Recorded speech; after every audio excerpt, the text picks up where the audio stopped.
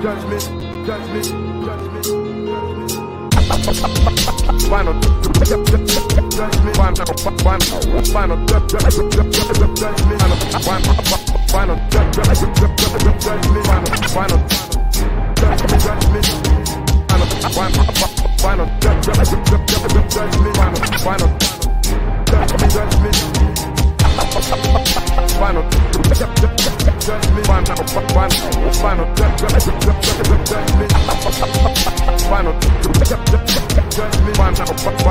Final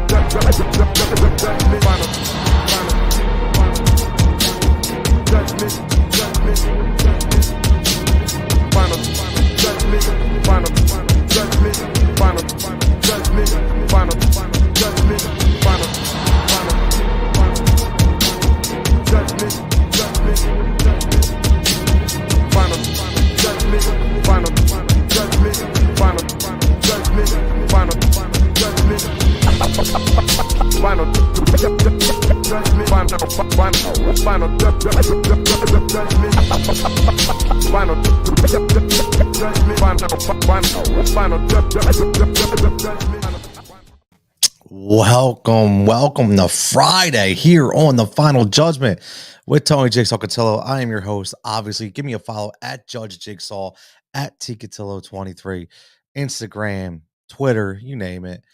Make sure you're subscribing to the show right here on YouTube, powered by Heat Ratio and Win Daily Sports. And again, flagship sponsor of the show, SEObrand.net, SEObrand.com. Make sure you go follow them for all your digital marketing needs. More on them later in the show because everybody wants to know what their website is doing and what their page is doing. And those are the guys that let you know where the traffic's coming from. We got a lot of judgments today, and I'm going to try to fit this all in. And again, it's Friday morning. Obviously, look, full transparency here. It's supposed to be a Thursday night show, but I get into Thursday night football. And then by the time it's over, I'm like, do I really have the energy to do it? I'd much rather give you more energy in the morning now that I'm out with an injury right now. I'm on a DL, so it's really not much I can do. I got my Jigsaw scooter the other day, my one-legged scooter. I had my MRI the other day, so now I get to find out next week, am I going to go under the knife? Am I not? So a lot of big things going on for Jigsaw here, but there's a lot of big things going on in the sports world, as always. Adam checking in says, happy Friday, Jigsaw. Nice fall day. Adam, it's a beautiful day outside right now. It really is. I just wish I could be outside more to enjoy it. My boy Rich checking in says, good Friday to you, Rich. As always, man. To loyal listeners over the years, continue to just be there when we need it. Rich says, get those blinkers on. Let one leg. I'm going to get a Jigsaw license plate. I can tell you that. And all my soccer kids are already laughing at me. So, I can only do limited things every day, but, I'm going to be on a mend for a while, but we'll figure this out. Life could be worse. Things happen. It's fixable. So let's get right into some judges because there's a lot of things going on. I have some random judgments that I want to kind of get out of my way. But number one, is it too early? Is it too early for the Super Bowl talk? I really want to ask that. Now, listen, the Philadelphia Eagles and Jalen Hurts just look very convincing on Monday night. A team that looks like it can't be stopped in a very, very weak NFC. We talked about that preseason, but I just want to, is it too early for the Super Bowl talk? So that's judgment number one. Judgment number two is going to be the Phillies coming down to the end, making it very interesting. But again, has that interest turned into lost faith, lost hope, thinking it's going to unravel again with a 2 to 3 game lead with about 10 games left, going all on the road? So very interesting. Some interesting decisions too by Rob Thompson. So I want to get your thoughts on as well. And judgment number three for all you wrestling fans out there, this is I'm a wrestling guy, and I'm finally getting the platform to talk it. AEW Grand Slam Electric, the Acclaimed, finally.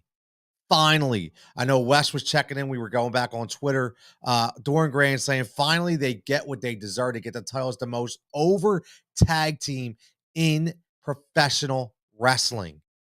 And what I want to ask is, obviously they just finally got their just due, and they're going to run with it, which is great.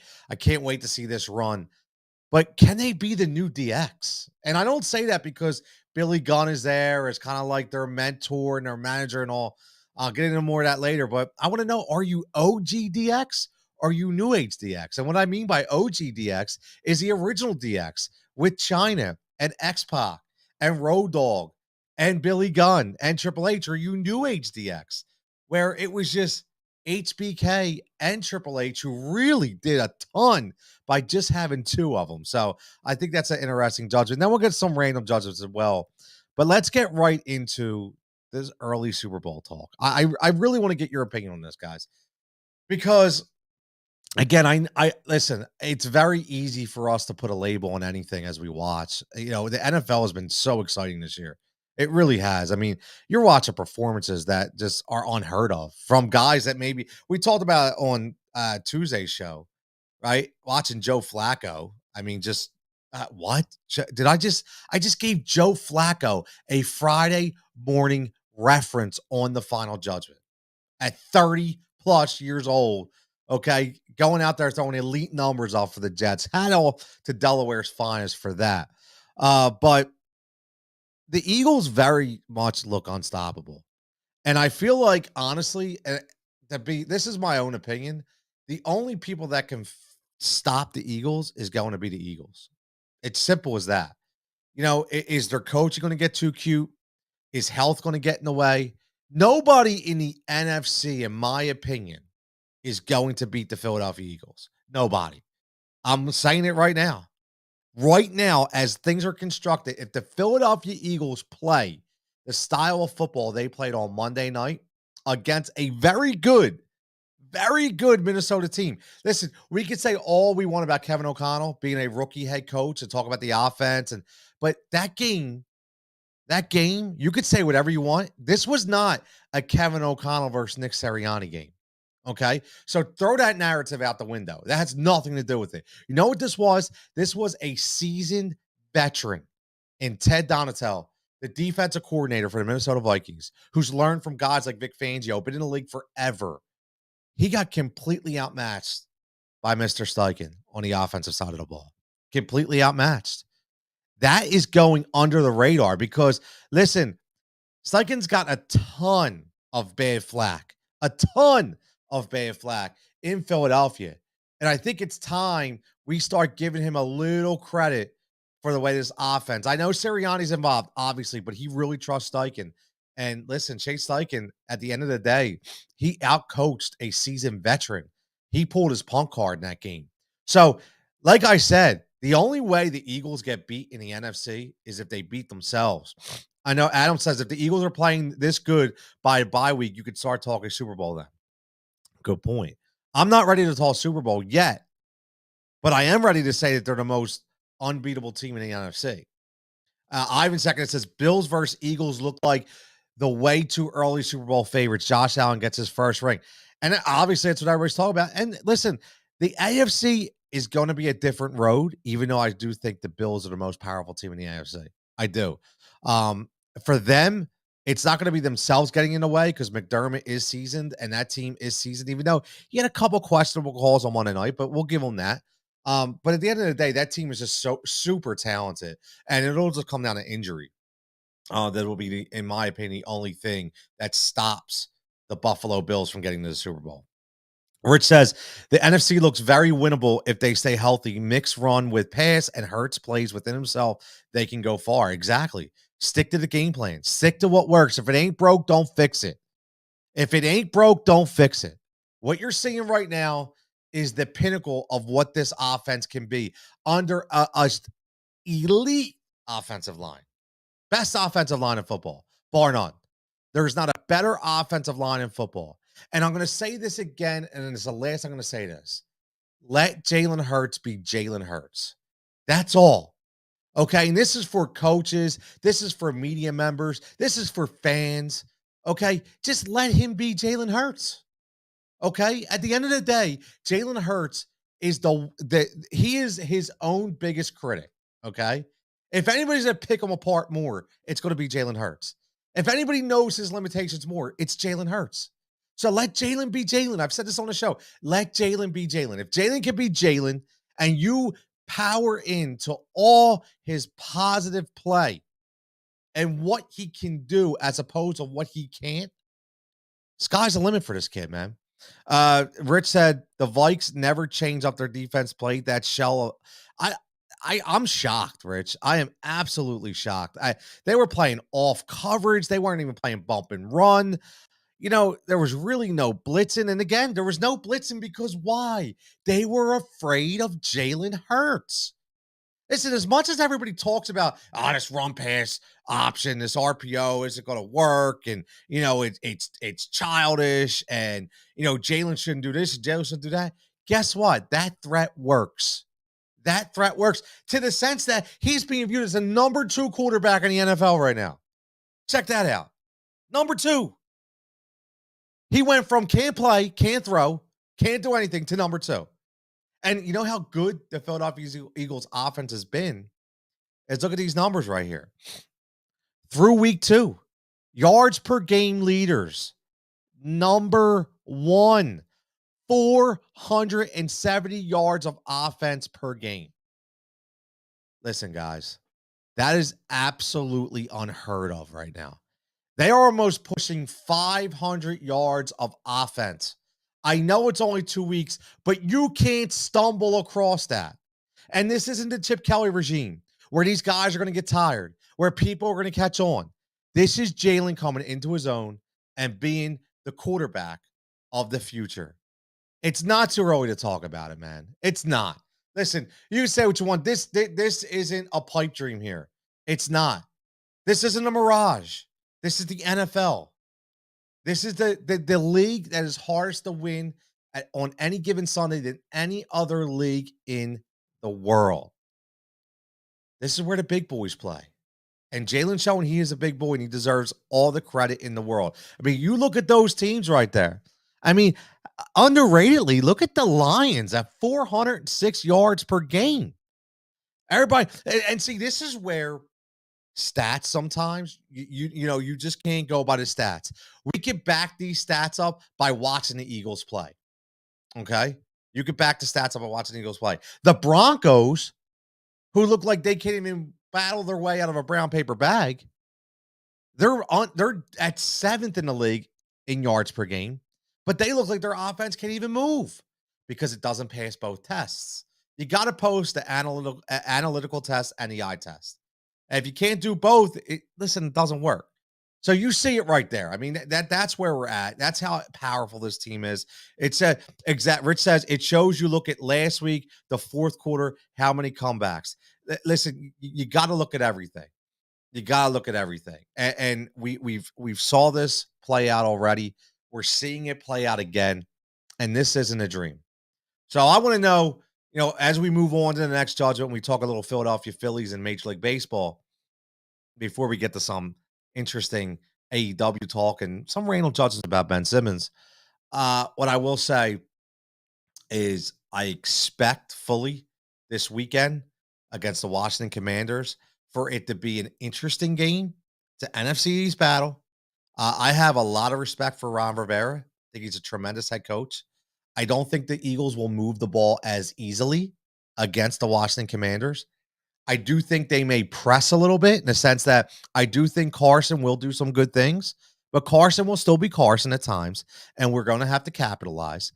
But at the end of the day, Jalen, as long as he can just be Jalen and improvise for some of the plays that may not be there with his legs, I have a feeling that it's not going to be as tough as we think it is.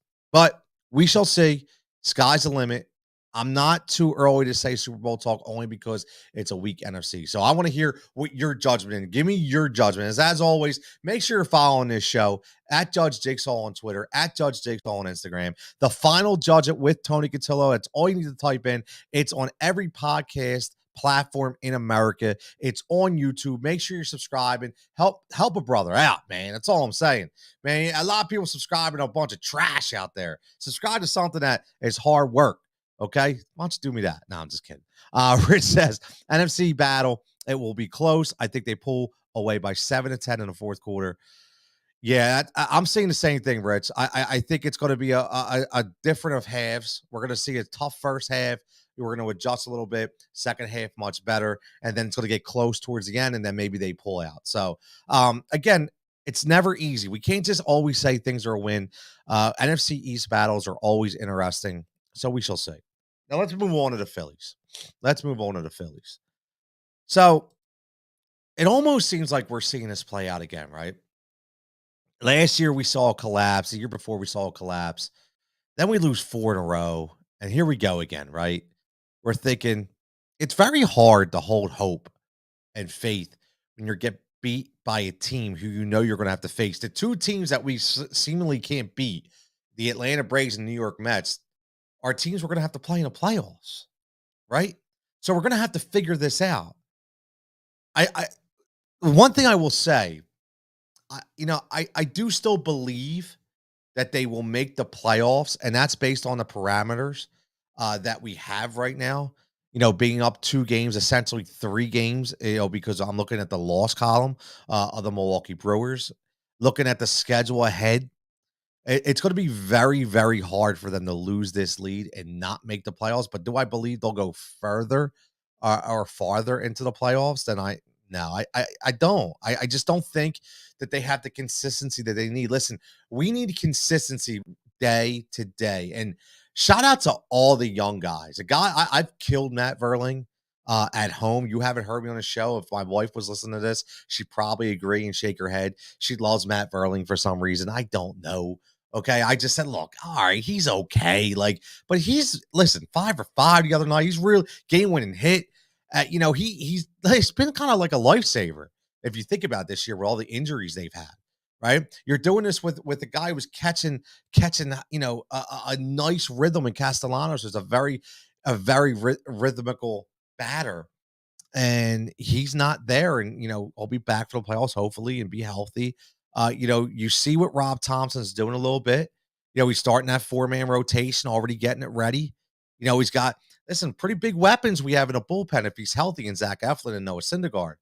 You look at that, and that's for a playoff run. I like what they're doing.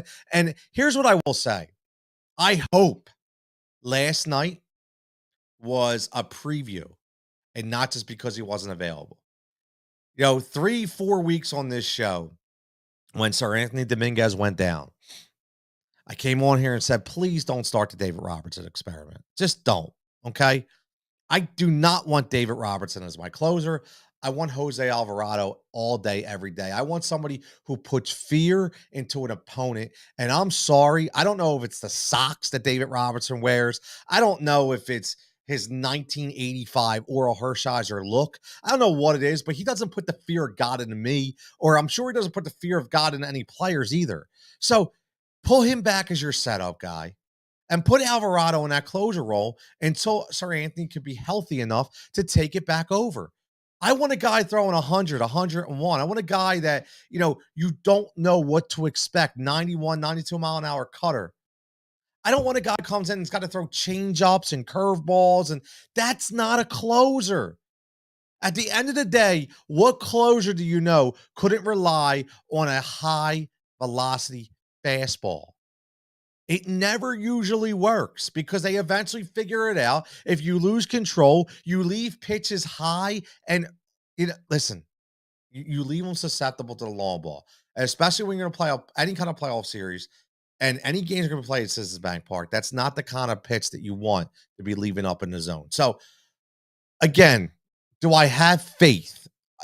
I have faith that they will make the playoffs. Do I have faith in them going farther? No, I do not. I still think they're a year away from that. I still think you got a guy in Bryce Harper still battling. He's still hurt. He's trying his best. Shout out to him. JT Realmuto having, for my money, for the Phillies, an MVP Phillies type season, catching and logging the most innings of any catcher at 32 plus years of age, throwing out players that shouldn't be thrown out. Okay. That shouldn't be thrown out. He's throwing guys out with 4.2, 4.3 speed on changeups in the dirt. And he's firing away on a guy who's been like Noah Syndergaard, who everybody runs on Noah Syndergaard. And now they don't because of JT Realmuto. So they have the young guys stepping up, and Guthrie's coming up and stepped up, which is great.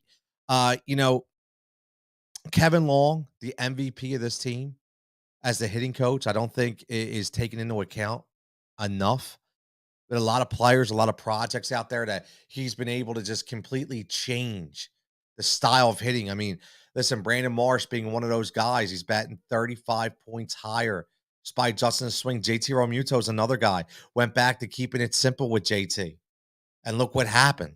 So Kevin Long's another guy. And speaking of Kevin Long, I got a random judgment here. So last night at the game, the umpire was absolutely terrible.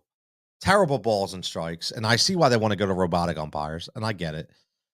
But Kevin Long gets thrown out because he's just going crazy. Good for him. Somebody in that Phillies clubhouse shows a set of balls that wants to yell and scream and stick up for his players. Then Rob Thompson comes out, very undersold, in my opinion. Very lackadaisical. No fire. No roar. No, not listen. I know. All right, I know Rob's not that kind of guy, but every now and then we saw this. We killed Joe Girardi for doing the same kind of thing.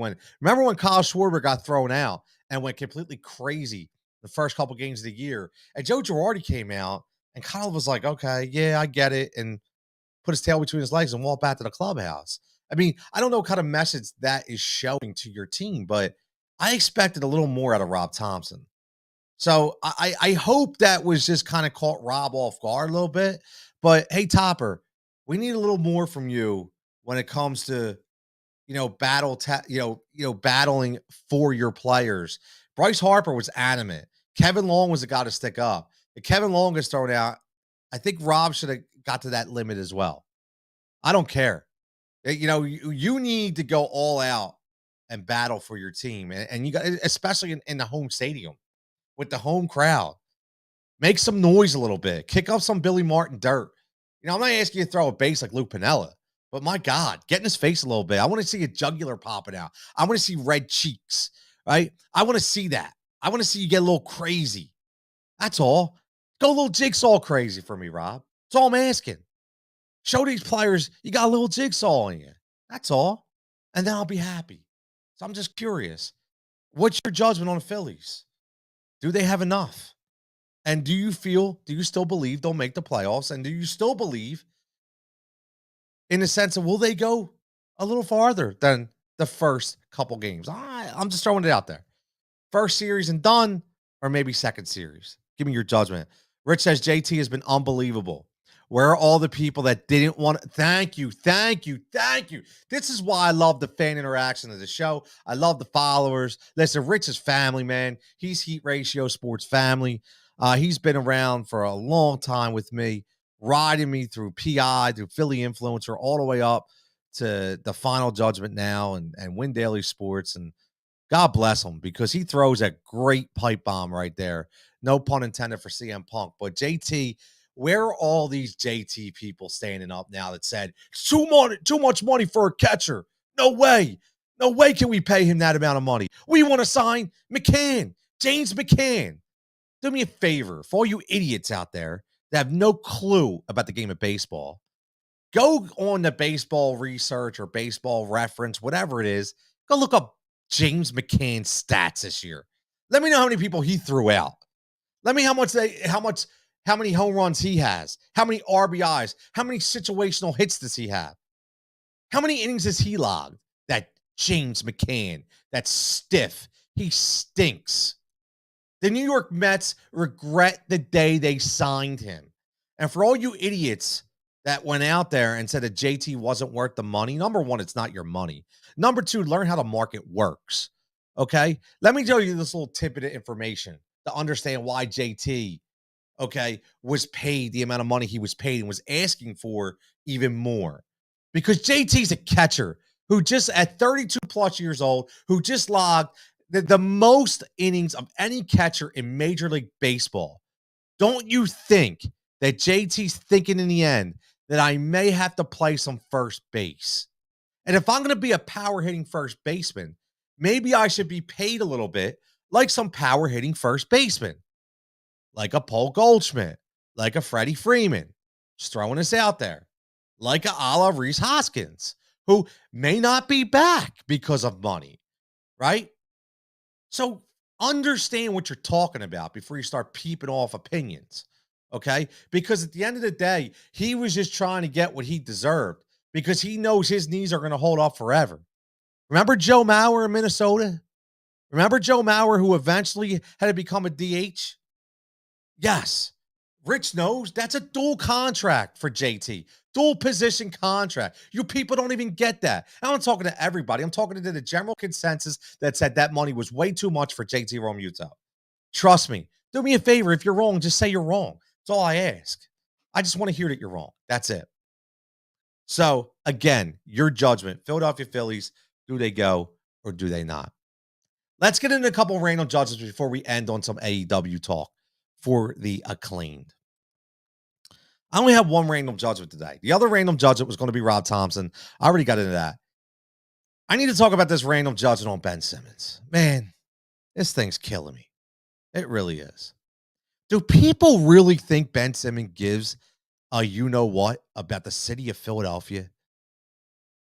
Like, honestly, like, how many clips do I got to see on Twitter of Ben Simmons? Like, do me a favor. Go to JJ Redick's podcast. Watch the clip of him asking him about that dunk in the Atlanta game. And watch how nonchalant and kind of careless response he gives before he even gets in the real response. He doesn't care. He does not care. So why do we? Why are we on the heels of Ben Simmons even when he's not here? Why are we continuing to rehash what happens to show that he didn't show up an entire series? Okay? And for all you people out there that want to go out tweeting and getting clicks, okay? Getting clicks to say, oh, I understand. He got thrown under the bus by his give me a break. Give me a break, dude. Are you a coach? Really? Are you a coach? Are these athletes so soft that we can't challenge them at all? I coach 15 and 16-year-old kids that I challenge every single day. Every single day I challenge them because I know how good they can be. And I know what they can do. So an NBA level coach, a legend for some people, and Doc Rivers isn't allowed to call out and question a supposed generational talent in Ben Simmons? You're really sticking up for that. You got to be kidding me. Dude, go crawl back under your account and get out. Seriously. At the end of the day, just go. We don't need it. We have enough propaganda on the Twitter line that we don't need you out there trying to build off clicks. Okay? Because that's what these people do. Listen, the opinion, obviously, listen, he never wanted to be the guy. He doesn't want to be the guy. We all knew that. We all know that. That's why he wanted to go to Brooklyn. So he doesn't have to be the guy. And in the playoffs, when he thought possibly, Ben may have to be the guy because everybody's injured and nobody can play. What happened? Oh, yeah, I can't play, coach. I can't play. Come on, man. Like, stop. Philly, he doesn't love you. He doesn't care about you. He doesn't. It's that simple. I'm not saying he's a bad guy. I don't judge people's character saying you're a bad guy. What I'm saying is his feeling towards the city and his feelings towards his run here in Philadelphia. He doesn't care. There's nothing he cares about except collecting a paycheck at whatever he was owed from the Philadelphia 76ers. It's simple as that. You could say whatever you want.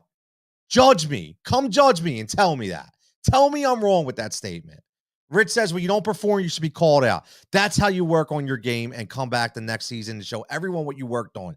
He has no heart and just wants to make the money. Absolutely. You know what? I wish I could make his money. I'm not going to listen. I'm not the guy that says he shouldn't be paid what he's paid. That's the market. That's what you get paid. But I'm not the guy who says he shouldn't earn it. I'm not the guy that says he should just show up, play video games, and collect a paycheck because his feelings may get hurt on the court. Come on, man. We're big boys around here. You know, if you can't be challenged, this goes to whether you're a salaried employee, whether you're management, whether you're a union, at whatever job you do, you're self-employed, you're entrepreneur. Don't you, as an entrepreneur, aren't you going to get challenged by your clients? Listen, I'm a publicist. I do PR for a living. I run my own PR company. Give me a follow at Media Rise and React Media. You need coverage, come check me out. Okay, do you think I don't get I don't get scolded by my clients sometimes if I don't get them enough exposure? Like, hey, what are you doing? How come I only got a couple interviews this week? Even though maybe the one interview was a TV interview that reached 300,000 people that took me 5 months to build? Yeah, of course I do. And rightfully so. They're paying money. They want to know.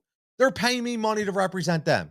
Just like the Philadelphia Sixers are paying money for Ben Simmons to play on the court.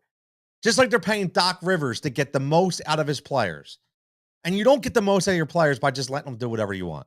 So that's my judgment on Ben Simmons. Do me a favor, Philly. Just leave him alone. Let him go. Let him go. Take him off of everything. Act like he wasn't even here, because that's what he's doing right now. We don't need that right now. We got positivity going forward with a big three of Harden, Embiid, and Tyrese Maxey. Rich says, sit on the sideline of practice. So, hey, my back hurts. Then when the Nets needed him, sorry, guys, my back hurts again. Exactly, Rich. You know the deal. We're on the same page. Let's get into a little AEW Grand Slam. Again, I love professional wrestling. I can't wait to bring you guys some more interviews from Impact and from NWA, and possibly some WWE, AEW. But what a tremendous event. Again, finally, Tony Khan does it right. And the Acclaimed. If you're watching this show and you don't watch professional wrestling, this is a team that'll make you start. If you are a fan of wrestling, but you haven't really watched AEW, you're missing the boat. And what I mean by that is they're taking it to the next level. I got a lot of love for a lot of these associations. NWA doing great things, Impact doing great things, AEW doing great things. But yes, Rich says AEW finally has a showstopper, and we know. Listen, Rich, I said this again. If you don't know who MJF is, and I want to tease something too, because this is going to be about the Acclaimed, okay? Because they are the most over tag team in professional wrestling. But what I want to ask is, and again, for anybody tuning in right now, yes, this is the wrestling part of the segment, but you can rewind the show, start from the beginning. Make sure you're getting it on podcast, as always. Make sure you're getting it on YouTube if you want to watch it live. We talked Eagles as a Super Bowl run in the beginning. We talked a little Phillies. There's some random judgments on Ben Simmons. Now we're talking about the analytics of professional wrestling. And speaking of analytics, if you have a website right now, I mean, the thing is, I struggle with it too. Before I learned how it all worked was, where is all my traffic coming from? How do I know people are actually visiting my site? What people are visiting? How can I grow? How can I make it grow? What kind of growth can I expect? And that's why you go to guys like SEObrand.com, because these guys, listen, what they do is they break everything down from small business to highly credentialed businesses to world lead. It doesn't matter. No business is too big or too small for these guys to field these general lead sales calls. And what they do is not only when it comes to leads, but it gives you an idea of where your traffic is going and coming from. And I think we all need to know that if we're running a website, because we want to make sure we're directing it in the right way. We want to make sure that we're getting the right audience, the right kind of traffic.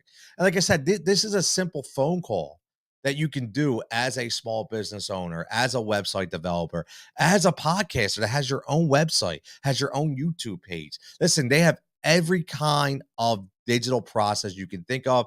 But number one, they'll treat you like a person, and they'll talk to you like a human being, and they'll give you an idea where you're going. So make sure you're following SEObrand.com for all those needs, and make sure you tell them you heard it on Final Judgment. You want to have a conversation, and Judge Jigsaw, Tony Cutillo, sent you. Now, MJF, unbelievable. The Acclaimed, best tag team going. MJF is the absolute showstopper. I told about that before. They have a ton of talent in AEW. And Saraya? Listen, before we get to the Acclaimed, how about that pop for Paige coming back? That pop for Saraya. I haven't heard a pop like that in a long time. I'm floored. And here's what it is. It's the way they've built the audience up in AEW, right? We remember when Bryan Danielson came back. Remember when Adam Page came back. That was the beginning of all this new talent coming in, right? Then you got the CM Punk, who looks like, maybe he may not be back with the company. But this is what I want to ask about the Acclaim. Well, actually, no. Let me talk about Jane Cargill, right? So she's another one that doesn't get enough credit. The AEW Women's Champion.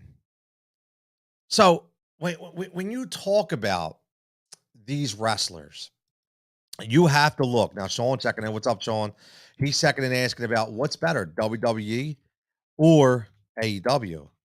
So here's what I'll say about that. So you got to look at everything as a whole.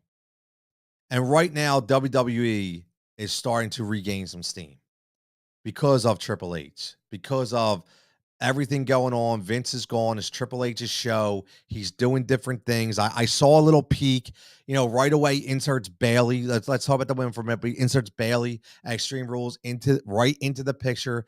I have no doubt in my mind that she's taking that title.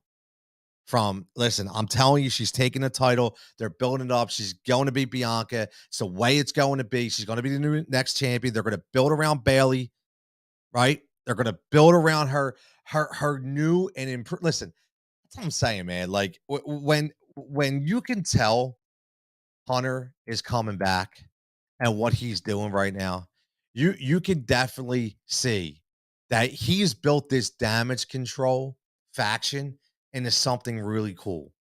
And this is behind his creative mind. Okay. He loved Bailey. And I think he thought, like, all right, I thought maybe Vince didn't think she was ready coming back from the injury. And I think Bailey was like, yeah, I am ready. But Vince, like, I'm not ready to put her in a ring and this and that. And you can see Hunter coming in and saying, you know what? It's time. But when you talk about AEW, and obviously you listen, you got Britt Baker, obviously tremendous, right? Tony Storm doing a fantastic job as interim champion. But the TBS champion, Jade Cargill, wow. She is not only a physical specimen, but she's got everything as far as charisma to be that next up and coming superstar within AEW. 100%. So, Sean, to answer your question right now, which is better? A more watchable product is AEW. Right now, AEW is a more watchable product. There's more to follow in AEW. I think the storylines are better. I think the off-script charisma is better. The character development, I think, is better. And let's face it, the matches are better. Back in the day, the reason why Impact Wrestling and TNA, even though it could never overtake WWE, the reason why it was great to watch with the six-sided ring is because they had wrestlers like a young AJ Styles, wrestlers like Homicide, that put on matches you would never, ever see anywhere else. And that's what's going on in AEW. Listen, that match with the Acclaimed and Swerve and the freak Limitless Keith Lee, who I think is an absolute superstar in the making. A man that big to do what he can do in the ring is just unbelievable.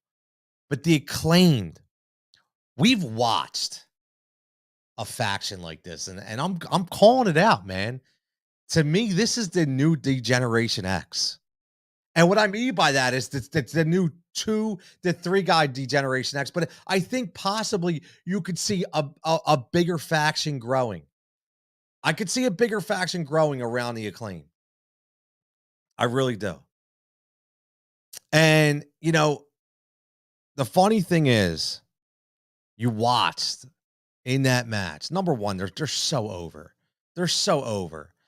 They're the most over tags, as I said earlier, in professional wrestling. But when you have an opportunity to build around a team like that, you do. And Tony Khan's not dumb. He knows. And in that match, you got a DX chop from Billy Gunn. You got a Famouser. I tweeted it out all in one segment. What a fantastic storyline right there. Fantastic. And those dudes put on a show. If you listen, I'm going to tell you something right now. If you have Chris Jericho, if you have Bryan Danielson, if you have Jon Moxley, if you have Jade Cargill, if you have the Acclaimed, if you have FTR, and you have MJF, you'll sell out every arena in the world.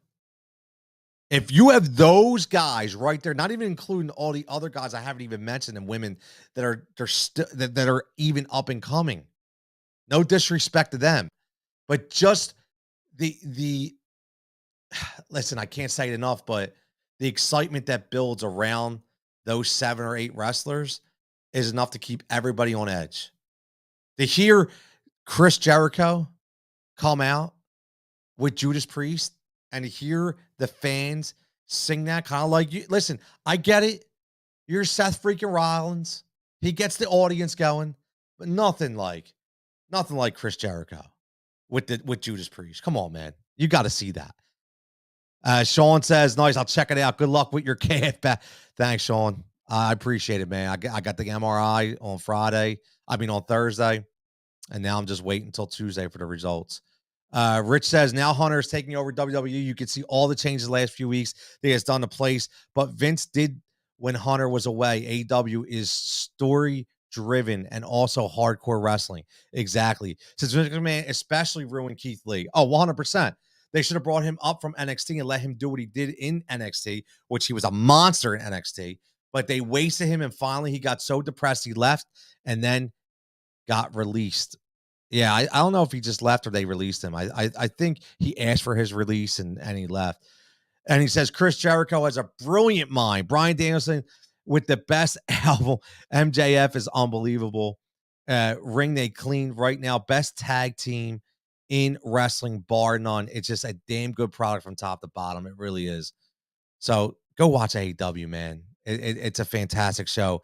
Support the independent scene as well. NWA doing fantastic things. Impact Wrestling doing fantastic things. Go check them out. You'll hear more for them on this show as well. But now I'm going to sign off. Fantastic show. Make sure you lay your judgments in the comments. Make sure you're following at Judge Jigsaw on Instagram and Twitter. Make sure you're following the show at The Final Judgment. I got a great show already lined up for Monday later on. The book right here. We're going to be talking about cheating in baseball. I'm going to be interviewing Daniel Levitt, International Balk, baseball's thin line between innovation and cheating. He's got a lot of great stuff. He was just on MLB Network. He does work on MLB Network. He's done fantastic work when it comes to writing, and he has a lot to say, a lot of interact. We're going to talk some Aaron Judge. We're going to talk some Houston Astros, some Barry Bonds, the steroid era, the cork bat era. Make sure you're tuning in to Monday for Monday's show because he will be on there for the full interview as well. So as always, powered by Heat Ratio and Win Daily Sports, brought to you by SEObrand.com. Everybody have a fantastic rest of the day. Make sure you stay safe. Make sure you stay healthy. And we'll catch you back here next time. Doing it for the love.